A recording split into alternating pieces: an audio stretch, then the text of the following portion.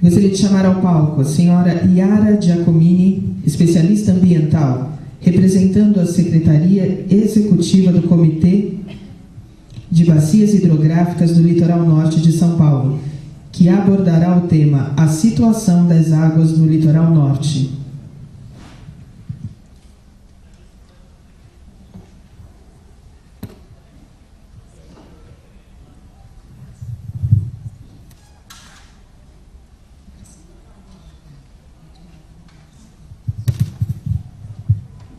Boa tarde a todos. Eu vou apresentar para vocês a situação das águas do litoral norte e é a base de dados que deu origem ao livreto que vocês receberam dentro da pasta de vocês. Só que esse livreto é a versão didática, né, dessa base técnica que o Comitê de Bacias trabalha. Mas eu acho que, antes de eu entrar na minha apresentação, né, como a gente tem bastante gente nova aqui, o que é, né, um comitê de bacias? Reginaldo, você pode passar para mim? Esse é um videozinho da Ana, que é para a gente entender o que é um comitê de bacias.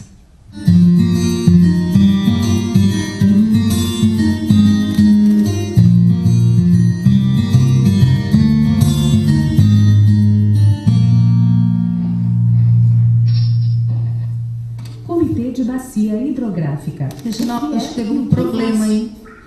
A água doce é um bem importante para todos os seres vivos.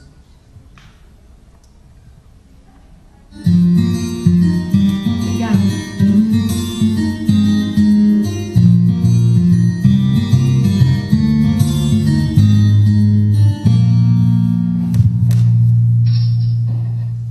Comitê de bacia hidrográfica. O que é e o que faz? A água doce é um bem importante para todos os seres vivos, sejam pessoas, animais ou plantas, que necessitam dela para viver. Além disso, é essencial para a geração de energia, processos industriais, produção de alimentos, no transporte de cargas e pessoas, na pesca, seja por lazer, para subsistência ou industrial, e no saneamento básico. Enfim, em toda parte e a toda hora, a água é fundamental para o conforto e sobrevivência de todos no planeta. Por isso, é necessário garantir todos os usos e, ainda mais, cuidar da conservação do meio ambiente. Tudo que se relaciona à água e aos seus diferentes usos envolve grupos de pessoas cujos interesses devem ser respeitados. Todos veem e utilizam a água de uma maneira. São objetivos, necessidades e expectativas muito diferentes e importantes. E as ações de cada um podem afetar todos os demais. Para entender melhor como isso acontece, é essencial primeiro aprender o que são bacias hidrográficas. Uma bacia hidrográfica é uma região que compreende diversos cursos d'água que convergem para um rio principal, cujas águas são despejadas por uma única foz.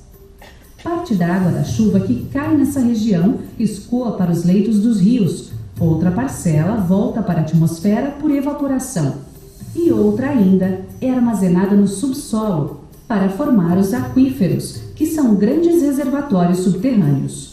O ser humano está presente nesse cenário com todas as suas atividades, utilizando a água de diversas maneiras e despejando resíduos em vários pontos dessa bacia.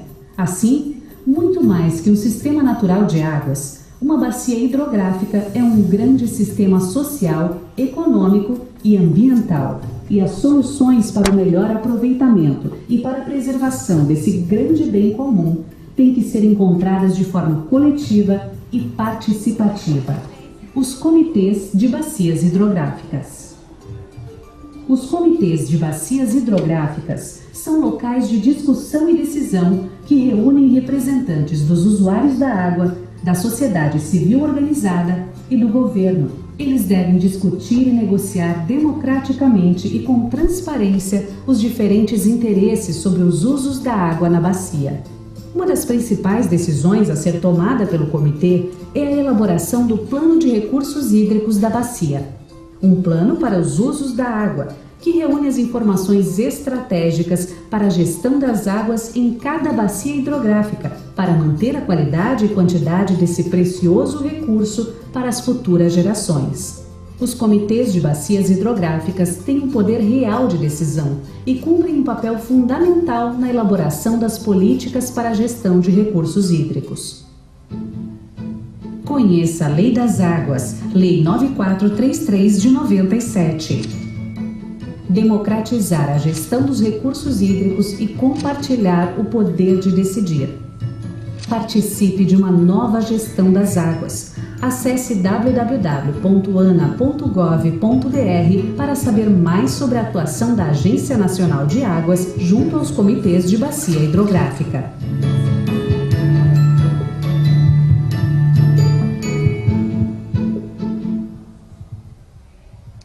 Bom, então agora que a gente já passou pela questão de o que é um comitê de bacias, eu vou apresentar para vocês, rapidamente, um diagnóstico da nossa região, que vai passar até por diversas questões que foram faladas aqui nas palestras anteriores.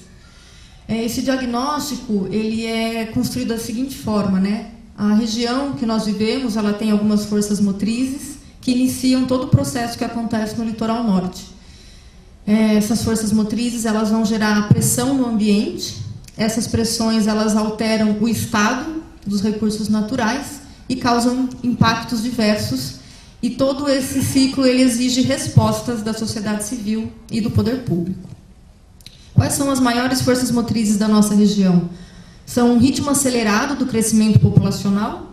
Nós crescemos mais que o estado de São Paulo, mais que a região de Campinas. Enquanto o estado de São Paulo cresce a uma taxa de 0,9% ao ano, o litoral norte cresce em torno de 2% ao ano. E, além disso, a gente tem um aporte de turistas, né, que a gente chama de população flutuante. Então, aqui está o gráfico, né, desde 2007, que nós temos o acompanhamento dos dados que são fornecidos, e a gente vê que o ritmo de crescimento está diminuindo, mas esse crescimento continua alto. Isso quer dizer que cada ano mais tem mais pessoas vindo morar no litoral norte, além da sua taxa de natalidade. Estou vendo algumas pessoas tirando foto. As apresentações depois a gente vai deixar disponível no site do comitê, tá? Então vocês podem pegar depois. A nossa população flutuante mostra que não dá para a gente fazer gestão apenas para a população residente, né? Enquanto a nossa população residente é em torno de 300 mil habitantes, no pico do verão, entre o Natal e o Carnaval, a nossa população triplica, né? Então, quando a gente soma todo mundo, moradores e turistas, a gente tem aproximadamente 1 milhão de pessoas circulando na região. Então, a gente conversa sempre com os gestores, com as prefeituras. Não dá para fazer gestão só para a população residente, porque a gente tem muito mais gente aqui. E a população de uso ocasional são as pessoas que, na maior parte, têm segunda residência ou que moram muito perto do litoral e vêm passar um fim de semana aqui. Então, a população residente em torno de 300 mil, mas, na verdade, eu tenho, ao longo do ano, aproximadamente 600 mil pessoas circulando na região, que aumenta para quase 1 milhão no auge do verão. Que pressão isso gera? Aumento de produção dos esgotos, aumento da produção dos resíduos sólidos e aumento da demanda da água. O esgoto remanescente, né, da população é todo esgoto que sobra mesmo depois do tratamento. E a gente vê que ele é crescente, que reflete o aumento da população. Embora a gente tenha tido uma redução aí em 2015, né, como o ritmo do crescimento continua e a crise econômica aconteceu, o valor do esgoto remanescente aumentou. Então, a gente está em torno de 11 quilos de DBO por dia. Os resíduos sólidos acompanham, né, esse crescimento, mas aqui a gente quis mostrar os dados reais, a quantidade que foi transbordada, né, para os aterros sanitários no Vale do Paraíba, e a gente percebe que nos meses de verão essa quantidade de resíduos aumenta, refletindo bem o aumento da população flutuante e também o perfil de férias, que todo mundo quer trazer tudo pronto, não quer cozinhar, e a gente acaba usando mais material, mais resíduo que acaba indo para os aterros. E a demanda da água, né? A gente vê aqui a vazão total, né? A quantidade de água que é utilizada no litoral norte, ela vem crescendo ao longo dos anos, porque eu tenho mais pessoas morando na região, logo eu tenho um maior consumo de água. O principal uso, a gente vê que é para o uso urbano, ou seja, é para abastecimento público, seguindo de uso rural. E uma outra informação relevante é que, como é muito fácil para a gente captar água dos rios, a gente quase não tem captação de água subterrânea. Isso quer dizer que a gente está consumindo cada vez mais as águas que estão nos nossos rios.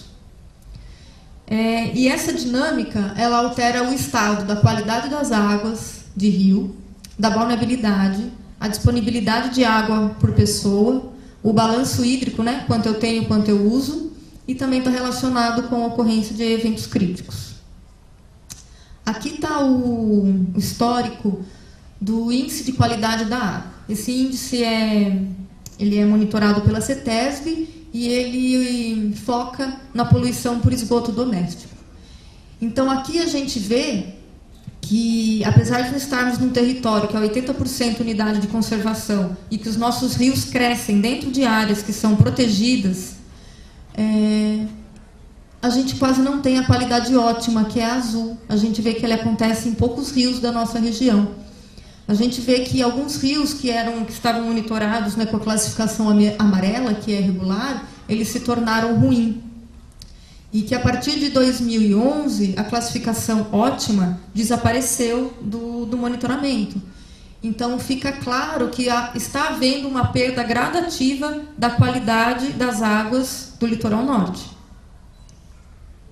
Aqui a gente tem cada um desses pontos espacialmente. As piores condições, aqui é uma classificação anual, né?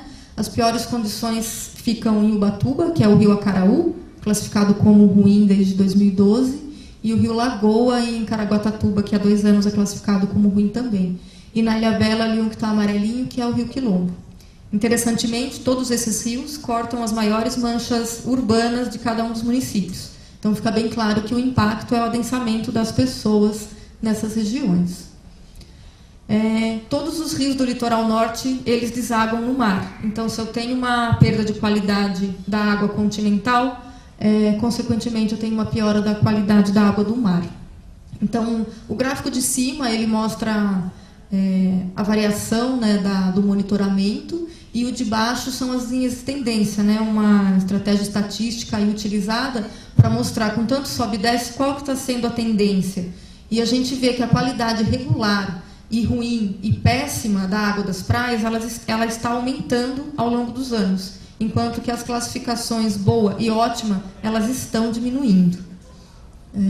Então, assim, a degradação das águas continentais se reflete na degradação da balneabilidade.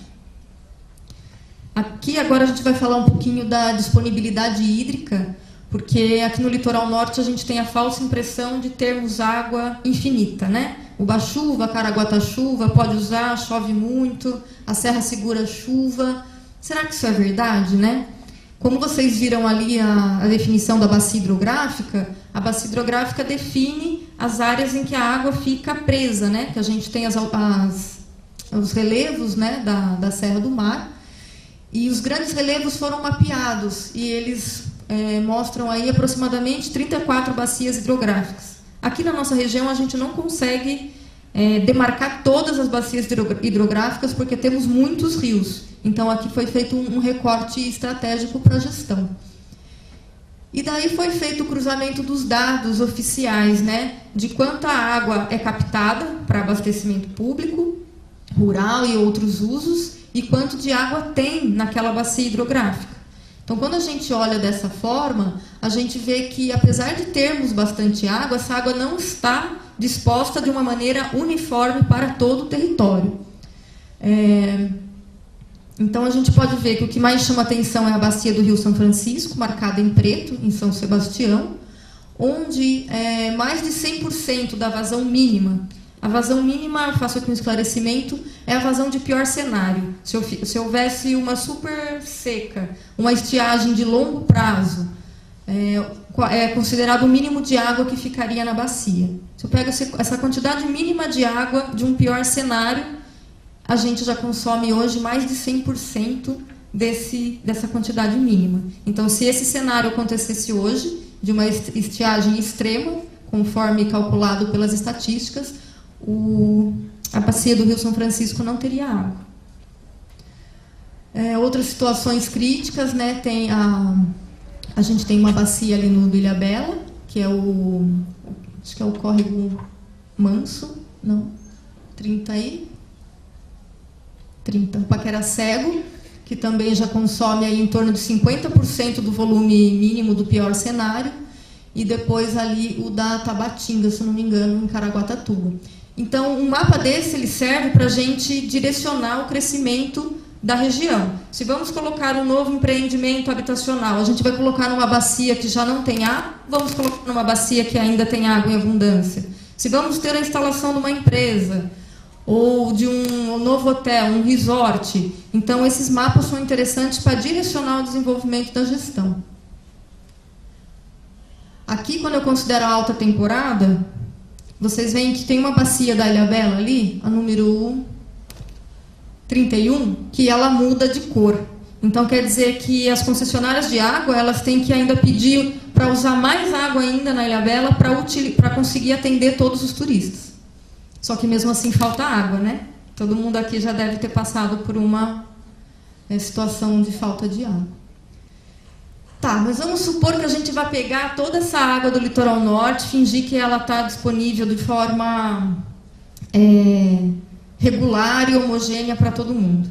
Então, se eu considero só a população residente do litoral norte, eu pego toda a água que eu tenho, divido pela população residente, a gente vai cair na primeira linha ali, o tracejado de preto, e eu tenho aproximadamente 11 mil metros cúbicos de água por habitante por ano, que segundo a classificação da ONU é muito rica.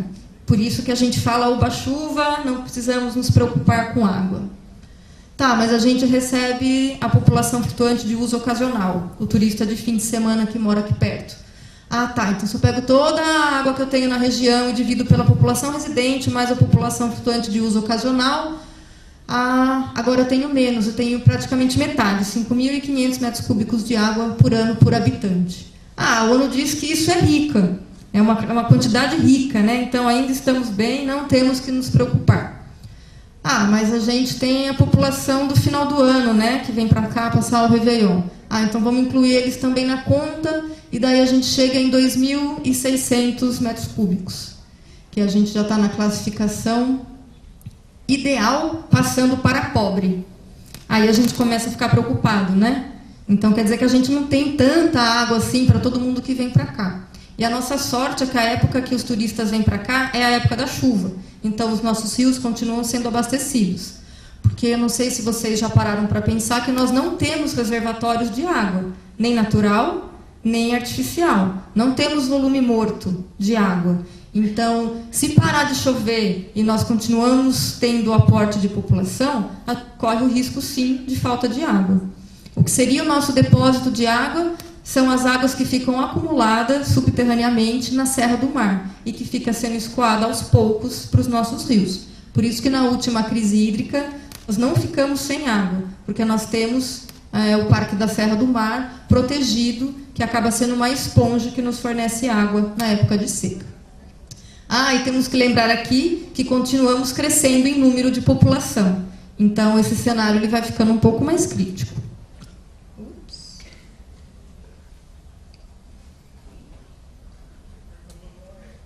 Eu apertei um botão aqui.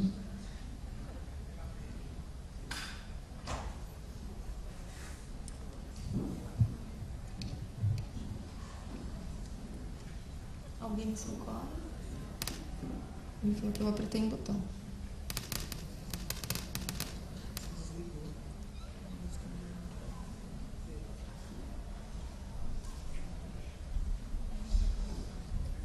Ok. Bom, vocês lembram do mapa que algumas bacias já estavam com a sua disponibilidade hídrica comprometida, né? Lá eram todos os dados oficiais de quem retira a água das bacias hidrográficas. Mas cada pontinho desse é uma mangueira preta, daquelas que captam água das cachoeiras e que não estão registradas no sistema de forma oficial. Então, quer dizer que aquela situação de cada uma das bacias hidrográficas pode estar subestimada, porque essas captações alternativas não fazem parte do sistema oficial de dados. As captações alternativas de água no litoral norte, elas são bastante comuns. E em 2008, um estudo apontou que aproximadamente 60 mil pessoas são atendidas por captações alternativas de água, ou seja, captação da cachoeira direto pela mangueira, sabem? Essas águas não têm tratamento nenhum e, por serem alternativas, elas não fazem parte do banco de dados. Então, nós temos menos água do que a gente acha que a gente tem. Aqui são algumas imagens de como essas captações são feitas. O problema é que, como a gente tem as comunidades que moram ao longo dos cursos d'água, às vezes uma comunidade que está num ponto acima, ela joga esgoto num corpo d'água e onde tem uma captação mais para baixo. Então, aí a gente já entra num problema de saúde pública também. E, por outro lado, muitas dessas pessoas que utilizam água dessa forma, elas não têm outra alternativa, porque a concessionária não atende, não leva o abastecimento de água até a sua casa. Então, isso é um outro problema da gestão. Aí a gente entra também na questão dos eventos críticos, né? Que está relacionado ao recurso hídrico e ao adensamento da região. Porque se eu tenho mais pessoas vindo morar aqui, eu tenho mais pessoas morando também em áreas de risco, em áreas de preservação permanente e que estão mais sujeitas a sofrerem quando acontece um evento crítico. Os que mais acontecem aqui são alagamento, inundação e deslizamento, todos relacionados a recursos hídricos. Tá? Tudo isso que a gente falou até agora gera diversos impactos, né? Doenças de veiculação hídrica, restrição do uso da água, interrupção do abastecimento, conflito pelo uso da água, maior gasto com tratamento para abastecimento, ocupação irregular, desmatamento e prejuízo causado pelos eventos críticos. Acho que é até interessante a gente dizer aqui que a nossa água, nós temos um privilégio, porque como a água vem direto da Mata Atlântica, de áreas protegidas, a nossa água chega para ser tratada limpa. Ela não tem nenhum vestígio dos medicamentos que nós tomamos, não tem hormônios, elas não têm microplásticos, né, que já tem quando as bacias são muito grandes. Então, nós conseguimos ter uma qualidade de água aqui que é rara no estado de São Paulo. E quanto mais a gente degrada essa água, mais produtos químicos têm que ser utilizados para o seu tratamento, que aumenta o custo e também acaba trazendo um prejuízo ou outro para a nossa saúde, porque a gente vai estar consumindo mais produtos químicos. Então, isso também tem que ser levado em consideração de que tipo de futuro eu quero para a nossa região, que água que nós queremos, né? Aqui estão os eventos críticos e as suas consequências. Nós temos aí 9 mortes registradas de 2011 até 2016, 2.372 desabrigados e 1.489 edificações. Então, isso também se reflete em custo para a gestão municipal, né? Tudo que a gente vai ter que pensar daqui para frente, que, como já foi falado, a intensificação dos eventos críticos, a gente tem que se preparar hoje para os eventos que podem acontecer a qualquer momento, né? E aí que vem a pior parte, né? Que quais respostas nós, como sociedade, nós, como poder público, estamos dando frente a toda essa problemática que estamos enfrentando? Esses são os números do esgotamento sanitário, né? Então, qual que é o índice de esgoto coletado do litoral norte? Os dados se referem à população residente, tá? Então, lembrem que, além das 300 mil pessoas que a gente está falando aqui, tem mais 600 mil que não estão sendo considerados. E nós, o litoral norte, ele coleta apenas, em 2016, 45% do esgoto gerado pela população residente. Ou seja, menos da metade do esgoto que nós que moramos aqui o ano inteiro é coletado. Apenas 38% é tratado. Lembrando aqui que emissário submarino não é considerado tratamento pela CETESB, e sim uma disposição, né, do efluente, porque não recebe um tratamento secundário, não tem redução de carga orgânica, e que as fossas sépticas também não são consideradas nos indicadores, porque não tem como você fazer um monitoramento de cada uma das fossas sépticas, se elas estão adequadas, foi construída da maneira correta, tem manutenção, tem vazamento.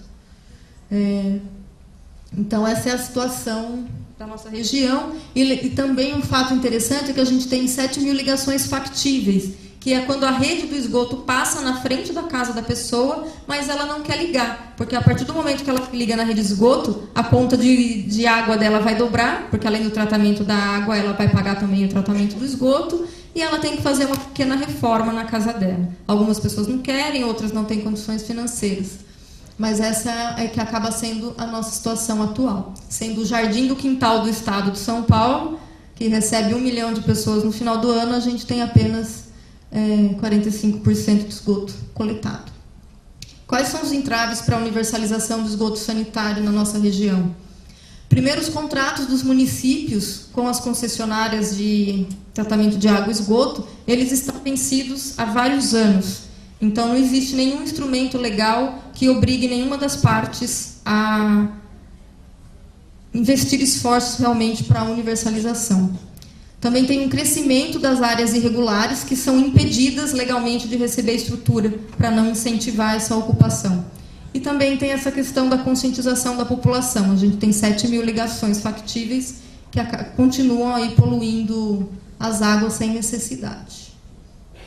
O abastecimento da região de água com tratamento público, os dados são melhores, mas a gente observa uma retração, que reflete o crescimento da população e uma diminuição dos investimentos que vem sendo feito. Então, o último dado que a gente tem é que aproximadamente 70% da população é que tem acesso à água tratada. Aqui, falando dos eventos críticos, como resposta, existe esse mapa de inundação, perigo da inundação, as áreas mais avermelhadas onde o risco é mais alto, e as verdes onde é menos alto. A gente vê que tem áreas consideráveis aí, né, áreas ocupadas, que são propensas a sofrer inundação. Aqui o risco de escorregamento, perigo de escorregamento. A gente vê que o litoral norte, devido à sua declividade, ele tem muitas áreas que apresentam risco, e isso também deve ser levado em consideração para o modelo de desenvolvimento da região, onde vamos instalar novas moradias. As escolas, né, que a Carolina apresentou, será que isso é considerado quando vai se construir uma nova escola? Será que as prefeituras têm acesso a essas informações antes de decidir o lugar de fazer um prédio público? E aí isso parece um pouco um cenário apocalíptico, e a gente fica, diante de tudo isso, o que a gente pode fazer, né? E como o videozinho anterior falou, a gente tem a oportunidade de participar. Eu digo a gente, quer dizer todos vocês aqui, como cidadãos ou a sociedade civil organizada, de participar da elaboração de um plano de bacia hidrográfica. Eu vou pedir para o Reginaldo passar o outro videozinho aqui, que é mais didático, para a gente entender como que a gente pode atuar nesse cenário.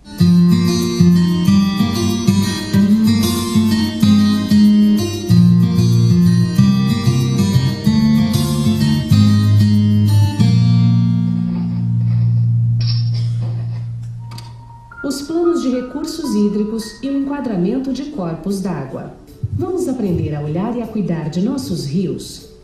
Eles são uma de nossas maiores riquezas. São fundamentais para a nossa qualidade de vida. Nossas mais importantes necessidades dependem da qualidade dos rios que cortam nossos campos, florestas e cidades, mesmo quando não prestamos atenção a isso. Cuidar da preservação e recuperação de nossas águas é uma obrigação de todos nós. Mas para isso, é preciso planejar e conciliar os mais diferentes interesses, necessidades e usos, de empresas de saneamento a indústrias, de associações de pescadores a hidrelétricas, da agricultura ao turismo, de comunidades ribeirinhas a grandes centros urbanos, num país de enormes proporções e com grandes diferenças regionais. E o primeiro passo para isso é aprender a enxergar e compreender os nossos rios de uma forma abrangente. Imagine que cada rio pode ser visto com 3 olhares diferentes: o rio que temos,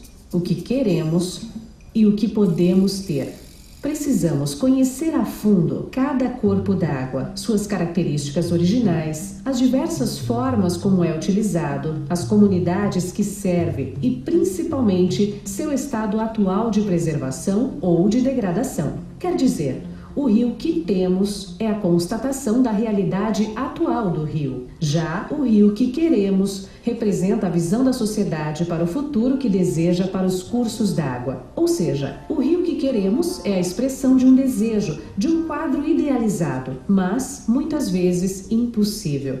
Por fim, o rio que podemos ter representa uma medição entre a vontade e a realidade, uma projeção realista, objetiva, do melhor resultado possível, levando em conta os limites técnicos, sociais e econômicos existentes. A Política Nacional de Recursos Hídricos, a Lei das Águas do Brasil, contempla esses 3 pontos de vista ao apontar 2 instrumentos fundamentais para a gestão das águas de nosso país: o enquadramento dos corpos de águas em classes segundo seus usos preponderantes e os planos de recursos hídricos. O enquadramento é uma ferramenta de planejamento que estabelece metas de qualidade de água a partir das suas utilizações. Parte da mais exigente, que reúne as melhores condições possíveis que um corpo d'água pode ter, a menos exigente, onde são admitidos os níveis mais elevados de poluição.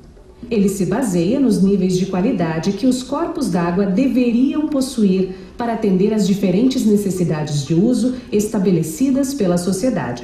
Por exemplo, o grau mais elevado de exigência se aplica a áreas de preservação ambiental e de proteção a comunidades aquáticas. Enquanto isso, para a navegação, o grau de exigência é muito menor. O enquadramento é referência para o planejamento da gestão das águas e do meio ambiente, embasando diversas condutas e decisões, como a outorga de direito de uso da água, definição da cobrança por esse uso, licenciamento e monitoramento ambiental. Os planos de recursos hídricos devem ser elaborados segundo 3 abordagens: da bacia hidrográfica, do Estado ou para o país. Estes planos combinam uma ampla análise das condições atuais, de projeções das possibilidades futuras e da realidade socioeconômica da região em que se localiza cada corpo d'água, ou seja, um diagnóstico preciso que combina o real, a vontade e o possível, permitindo estabelecer um conjunto de objetivos e ações de curto, médio e longo prazo para solucionar os problemas existentes e prevenir problemas futuros relacionados à água. Um planejamento inteligente, participativo, que concilie os múltiplos interesses e necessidades da sociedade com a melhor gestão de nossos recursos hídricos. Acesse www.ana.gov.br para saber mais sobre os planos de recursos hídricos e o enquadramento de corpos d'água brasileiros e conheça a agência que cuida das águas do Brasil. E aproveitando a oportunidade, as bacias hidrográficas do Litoral Norte e o seu comitê de bacias está em fase de atualização do plano de bacias hidrográficas. Então, nós já fizemos o ano passado inteiro um extenso diagnóstico que está disponibilizado no mesmo endereço que vocês têm atrás aí do livreto que está no caderno de vocês. Tem mais de 200 páginas esse diagnóstico. Se vocês quiserem baixar da internet, pode ser um material bacana para ser trabalhado na sala de aula. Está sendo finalizado nesses últimos dias o prognóstico baseado no diagnóstico. Então, o prognóstico é a construção de cenários, né? O cenário tendencial, se tudo continuar como está, como ficarão as águas da região, se tudo correr a 1000 maravilhas, como será o cenário da região, e se tudo piorar, como será o cenário hídrico da região. E a partir desse prognóstico serão discutidas as metas e ações que serão válidas até 2019 para receber recursos. Então, daí nós temos um fundo estadual de recursos hídricos proveniente dos royalties da represa de Itaipu, e todo o dinheiro que o comitê recebe é direcionado para as ações que constarem nesse plano de bacias. Então, aqui está a data das oficinas municipais, vai ter uma oficina em cada município agora no mês de agosto, e depois tem mais 2 oficinas em setembro, outubro. E todos vocês estão convidados para participar, para levarem outras pessoas, e para participarem da discussão, né, para vocês trazerem até informações que existem no bairro de vocês e que os dados oficiais não trazem até a gente. Isso é uma construção participativa e a gente faz a junção dos dados técnicos e oficiais com as informações empíricas dos moradores da região. E isso é necessário para que todos vocês se sintam parte desse planejamento. Então, como aqui na manhã foi discutido, né, colocado muitas questões de necessidade de mudança, esse é um dos espaços que as mudanças podem ser feitas. Então, vou pedir para vocês participem, tragam seus alunos, tragam seus colegas, professores, e vamos construir juntos, porque esse futuro depende da gente também. Então, obrigada, era isso que eu tenho para falar, e eu e o Comitê de Bacias estamos à disposição para apoiar as escolas com informações técnicas e palestras sempre que for necessário. Obrigada.